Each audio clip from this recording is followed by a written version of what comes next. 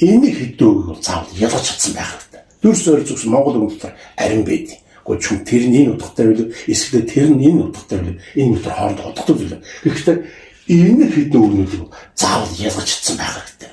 Ялгаж чадсан. Өөрөөр хэлбэл энэ эдгээр дүрс миний энэ дэрвчдэг нь бол баг нэг суур маягтай. Дүрс ойр зүгс дотор бас тань суур мэдээ чанартай болно. Нэмэлт юм дээр дахин тайлбарлаад хэлдэг нь тэр. Тэгээ нэг бол бэлэг, ой бэлэг чинь тарих ухаан. Ой бэлэг чинь.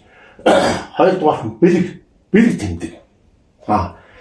Тагтаа бол инг 50-ны бэлэг тэмдэг гэдэг. Эсэнгийн шүлгэн дээр байдаг шүү дээ тэр. Бэлэг тэмдэг. Энэ бол бэлэг тос. Охин над бэлэг өгч би эсгийгүүл би бас бэлэг байна. Энэ бол хөлөг мөр бол агт мөр. Тэгэх бүр мэднэ. Энэ бол гөлөг жишээ. Гөлөг нохоо. Гөлөг гэж үг хэлдэг. Нохооно зулцсан гөлөг гэж. Нохооно зулцсан гөлөг гэж. Тэгээ хөлөг онгоц. Маас одоо багс нэгдүгээр хамгийн түрүү энэ үсгийн сургалтад тэр хөлөг онгоц гэсэн холбоог бол асуулт. Бүдүүн том тэр ач хадиврын тэр том онгоц хөлөг онгоц гэж хэлнэ. Тэгээ энэ дэр одоо асуултахтаа толгойдоо дэр тавьдаг. Тэр дээр хэлж. Энэ бол дээр доорын дээр. Энэ ч одоо эсрэг толгойгоо жимсэг дээр доо. Энэ бол юу? Тэр саа. Энийг ямар над тэр болоод яс төгт намайг дагаад байдیں۔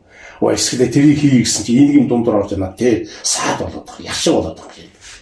Тэр саадын тэр. Хоорондын иймэрхүү ялгаатай ус бас нэлээд байдیں۔